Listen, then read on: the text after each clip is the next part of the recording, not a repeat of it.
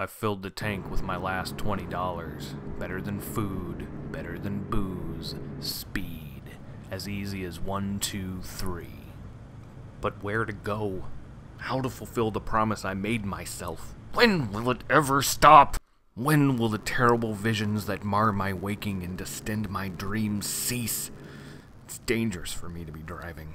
I get distracted from consensual reality. And if anything's consensual about reality, it's driving. Frozen time. Strange figures beckon from the coldness of shadow. Double exposure. The inner becomes more than outer. The shadow becomes the light, and I am trapped in a reality of my own making. Ever is a long time. Ever must have an end too. Everything does. There's comfort in the nature of things. The opposite of forever is now. And now I know where the arc of my journey rests. Past the sharp weathered edge of the mountains, where the water that shapes the peaks seeps into the ocean, leached from raw earth into swelling eternity. Unspool the line until it's all played out and plunges to mix and become lost in the fathomless pickling brine. The world is populated by the thoughts of others. Men who have refined the raw gifts of 4.5 billion years of now in their own image. Scarred the landscape of my mind with their animal thoughts bent to the greed of hoarding. I must escape this controlling territory, feel the clean breeze that moves over the face of the waters. Cash! I have no cash! Fast track to nowhere. I'll never get to the ocean. Calm. Calm. Watch the clouds move across a reflected sky.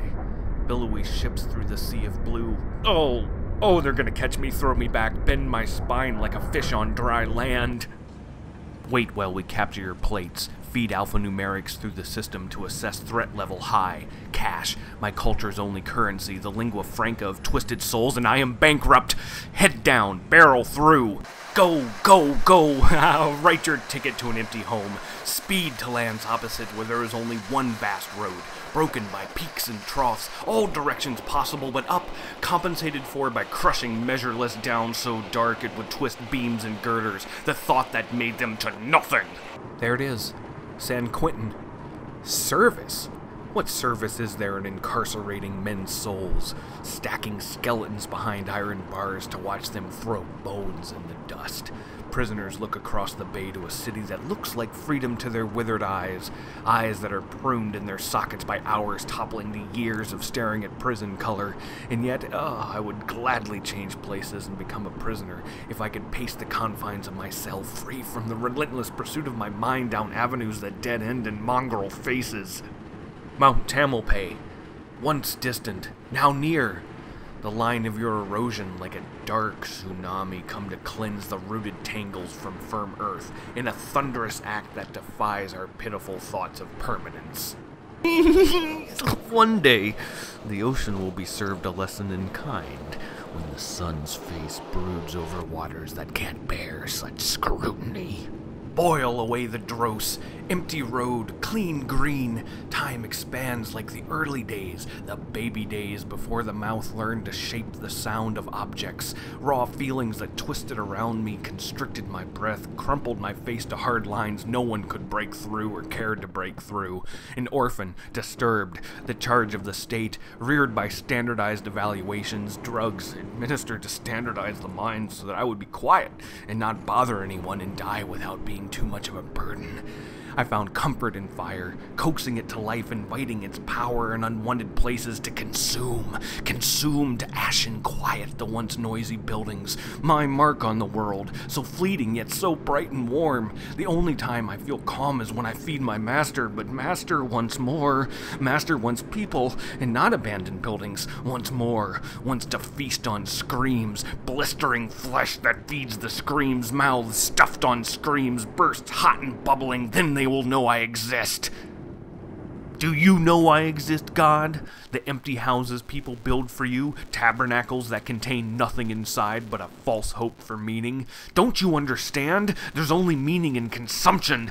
I'll make a burnt offering and watch the smoke rise to scentless altitudes. No, let it pass. You promised to keep the flame caged within your heart, even if it means being seared by anger, the need to take so that you may live. I am a broken vessel, unfit to hold your might. I am lost in the deep blue sky. I am the space between birds. Dark constellations that stab the firmament smudge my eyes with whispers of a lonely trek without meaning and therefore without end. Only meaningful things end the discomfort of nature. I wish the oxygen content would rise and I could stand at the center of the world and strike a match to give meaning to everything once and for all. At last, the ocean, the realm of sand and water where the burning fire of land is snuffed by the cool deep.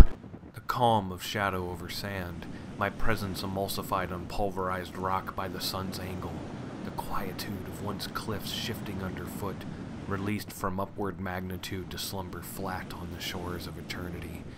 I want the incessant ebb and flow to riptide me, quench my inflamed mind, drown me in the living metaphor forever.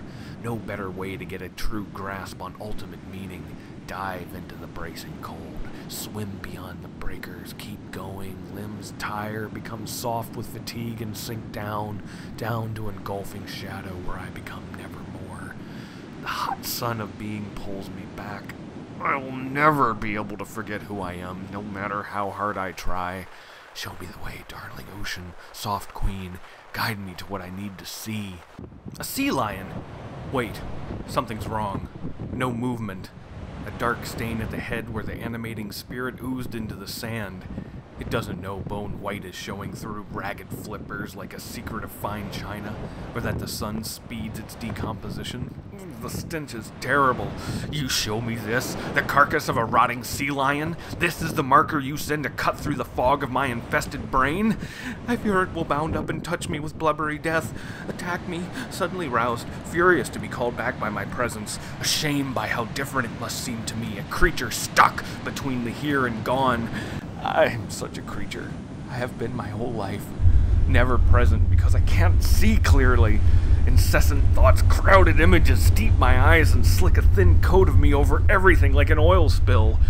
I know a different world must be out there because people smile at one another. They laugh and play. I observe this from my cage. Burn it all! Lap up their smiles with tongues of flame so that I may finally take the warmth they've reserved for others. Away! Flee these demon visions to a shore that will not participate in the lie of permanence, the falsity of footprints. The ocean speaks to me. It says, come to me, come to me. The ocean says, give me the rest of your time. Extinguish the remaining days allotted to you. They stretch into a cavernous future where the light of your mind is made impotent by the pressing dark. See the light sparkle?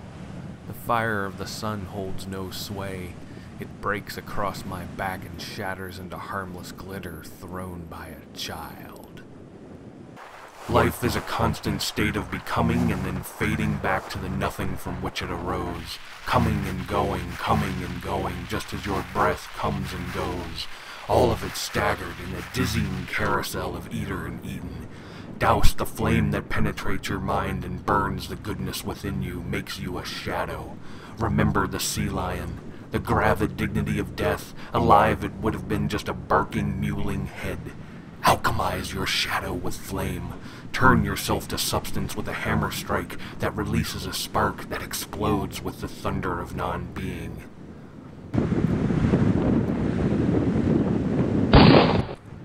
I'll take you deep within my watery womb, cradle you, rock you to a dreamless sleep from which you'll never wake. Erase the images, break them across my amplitudinous back, for I am who am not, the space between points, the fire in the sky-blue heavens.